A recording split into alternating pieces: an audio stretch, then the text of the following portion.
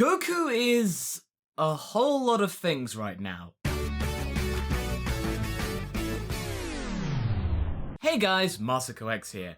Now, I wasn't planning to make a video on this topic, but since the latest episode came out of Dragon Ball Super, which is in this case episode 81, there was a decent amount to talk about, and it got a lot of people thinking about the show's main character, Goku. Now, allow me to preface this discussion by saying that it is still too early to say whether or not Goku is actually evil or not, but having said that, a lot of his actions in the latest episodes have got a lot of people thinking that way. Now, I went over most of my thoughts about why I think Goku might be leaning towards something that's a bit more malevolent in another video, and I'll include a link to that in the description below. But suffice to say, my summation from that video is that I believe Goku is leaning towards the likes of an anti-hero.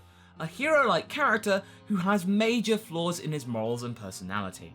So, he's not an overly evil guy, he just has a lot of quirks which are weird for heroes to have. Go check out that video for more. I also touched on this topic in my super review of episode 81, but I felt that I really could not go into real depth in that video, so today we are going to do just that. There are spoilers from episode 77 onwards of Dragon Ball Super, so if you haven't seen these episodes, then skip this video for a while until you've caught up. For everyone else, let's go. Now, I was prepared to reserve judgment on this topic because I and you know what Goku is all about and what has been all about since the beginning of the show. He is a guy who likes to fight. He is generally a decent guy who appreciates his friends and can persuade even the most malevolent of characters into joining his side. The Prince of All Saiyans? Sure, yeah, eventually. The son and reincarnation of the great demon King Piccolo? Yeah, sure. Hey, his son even trained your son for free. Kid Buu, who is the embodiment of pure chaos? No problemo. We got him in a reincarnation that we now know as Oob. Now let's switch back to Super.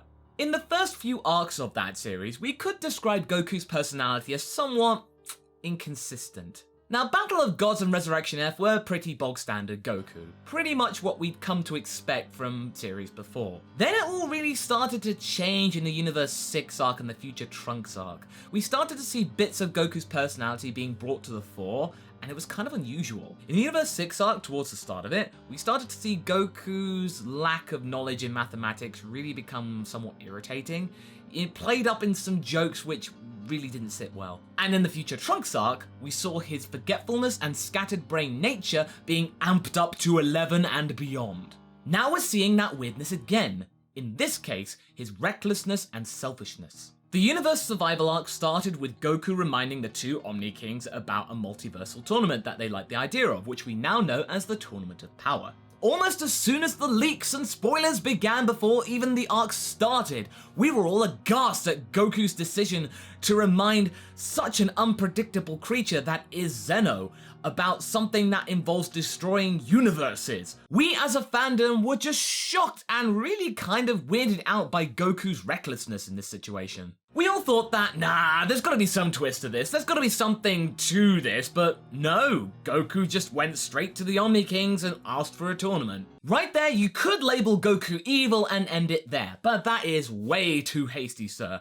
Calm your jets, we got more to talk about. Now, just because Goku reminded Zeno of the multiversal tournament doesn't mean that Zeno wasn't going to do what he's planning to do in the first place. In episode 80, it was confirmed that Zeno and the other future Omni King had actually been working on a system called the Average Mortal Level System. 4 of the universes, 1, 5, 8, and 12, had been deemed above average in Zeno's eyes, and so therefore were spared, and they don't have to take part in the tournament. Yay, 40 less characters to design. Phew! But when Goku showed up and reminded them of this idea, it was the perfect excuse to actually enact their wishes and destroy these other 8 universes. Not only that, but they could get to see some dudes and dudettes punch each other in the face, which they found very entertaining, especially after the exhibition match. Whis pretty much sussed this out, and his father, the Grand Priest, confirmed it. But the winning universe gets to survive, and the best fighter gets a wish from the Super Dragon Balls. So you could say that Goku has potentially saved a universe from destruction. 5 universes survive instead of 4. So in my opinion, to use just the evidence that Goku reminded Zeno of the multiversal tournament to say Goku is evil is just not quite enough. Now you could also argue saying that Goku hasn't really shown any signs of regret in his actions up to this point. Granted, we saw a little bit of shock and surprise in episode 78 when the Universal Destruction Clause was announced to them, but Goku pretty much just went straight on from that to thinking, who is he going to bring to this exhibition match? Not exactly taking this time to compose yourself and have a period of contemplation. Ever since then, Goku has shown no regards towards all the lives that are now in danger, which is literally everyone, gods included, in 7 universes. That's a lot of people to think about, Goku. But episode 81 is where things get interesting. The Goku vs Bergamo fight. The Trio de Danger don't exactly strike me as a bunch of good guys. They're just like smooth talkers and weirdos. Neither does their Supreme Kai, who is just an outright jerk, and I'm pretty sure most of you agree with that. But when you actually look at it, Bergamo is a born leader and a very, very convincing orator. He knows how to hold a crowd of gods. Now the gods and Kais weren't exactly warm towards Goku in Universe 7 after finding out the Universal Destruction Clause, but when Bergamo launched into a massive tirade against Goku specifically, things got heated. He lambasted Goku, saying that his mortal level was lower than that of Universe 9, who had the lowest mortal level out of all the 12 universes. Now that's not saying Goku's not powerful, of course he is, we know that, but everything else that makes a mortal is kind of low. He successfully swayed the gods into thinking that Goku was the enemy of all universes. Without this stupid tournament idea, some of the other universes might have had more time to up their mortal levels a bit and actually think about themselves and better themselves. Or hey, maybe Zeno might have forgotten about his mortal level system, who knows? He seems like the kind of guy who easily forgets stuff and would rather play and have fun. Then Bergamo takes this a step further and manages to convince the Omni Kings into negating the Universal Destruction Clause altogether, should he win against Goku.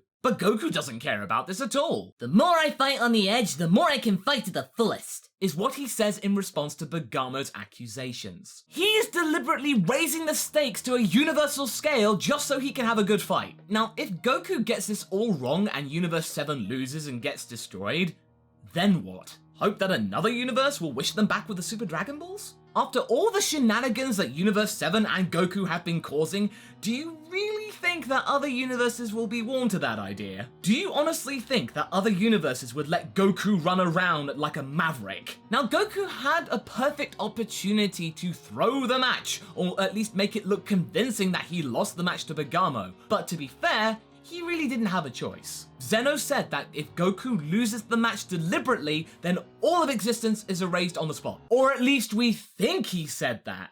We didn't see Zeno say that. The Grand Priest said it on Zeno's behalf. Ooh, interesting. So yeah, Goku really didn't have any choice, but he could at least be reluctant about it and just say, oh geez, I really don't want to do this, but I guess I have no choice. He could show some sign of remorse, but no. I have to go all out? Fine, I can live with that. He kind of implies that he really didn't give Bergamo's proposal a second thought. Now let's cut to the end of a somewhat mediocre fight. This is the part in the story where Goku and his rival chuckle about their fight, and they say how strong each other are, and then Goku says, I like how you fight. Let's fight again sometime. And the rival chuckles and they agree to fight at another time, or they join sides. Not this time though. Bergamo is having none of it. He once again calls Goku a villain and says to him, you really want to crush all the other universes that much? This carries a lot of weight because he is Bergamo the Crusher. He knows about crushing stuff. Bergamo swears that everyone will be after Goku and Universe 7 after this revelation. They will be gunning for him. But Goku don't care. He's already off taunting the other gods of destruction, saying, come at me, bro, I'll take you all on. He doesn't give a hoot about what Bergamo said. He's on to the next big challenge because Goku wasn't satisfied by Bergamo because he was just using Goku's own power against him. He's now really being selfish and not even giving respect to his opponent. That just makes it worse. Now enter Toppo, the leader of the Pride Troopers of Universe 11. His band of merry men are what represents the likes of Super Sentai, Power Rangers, and other tokusatsu series from Japan.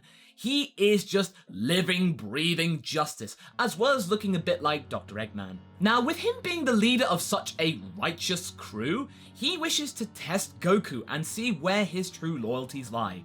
Is he really evil, or is he just a massive idiot who doesn't know any better and is completely selfish? Now, he gauges Goku's reply by saying to him, "If you really bear true evil intent, my fists will rain down justice upon you." And I think that Goku only heard the words fist, you, and was keen to try that. Toppo says that his main duty in life is to slay evil immediately, and Goku replies to that, I'm evil, huh? That's interesting. "That's a weird response.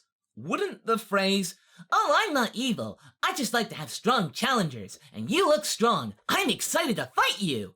wouldn't that sound better? But what Goku said isn't the talk of someone who solely fights for good. It's the talk of a guy who fights solely for himself. But is it truly evil though? In the eyes of some universes taking part, yes. He is endangering their way of life and they must put a stop to him. To us?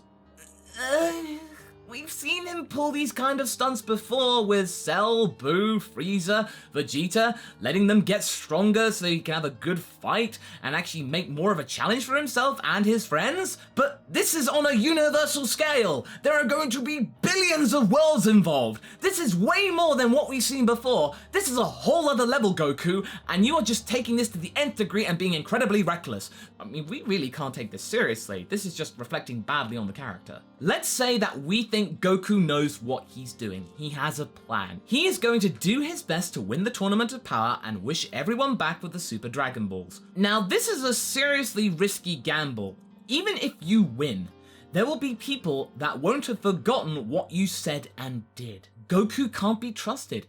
Goku is too much of a loose cannon. He has to be kept under control. How could a mortal like this become so buddy-buddy with the king of everything, where all these gods of destruction and supreme Kais cower before these two malevolent children? This is just someone that you cannot let just walk free. He has to be either killed, restrained, or banished to another realm, someone else's problem. So have the last 5 episodes given us enough solid evidence to say that Goku is truly evil now? Well, no, it's still too early to say, but it's given us plenty of thought about what Goku's character is right now. I don't know where Toei's going with this one. There might be some grand plan for Goku towards the end of the series, but it just seems like the writing's really higgledy-piggledy all over the place. He is focused purely on fighting these days. Maybe the powers of the gods corrupted his mind, and now the fact that he can rival the gods and that there's no one else to challenge on top of that, he is going to do whatever it takes that he can get somewhat of a good fight, even if it's at the cost of many other lives. Now that's not really the talk of a good guy.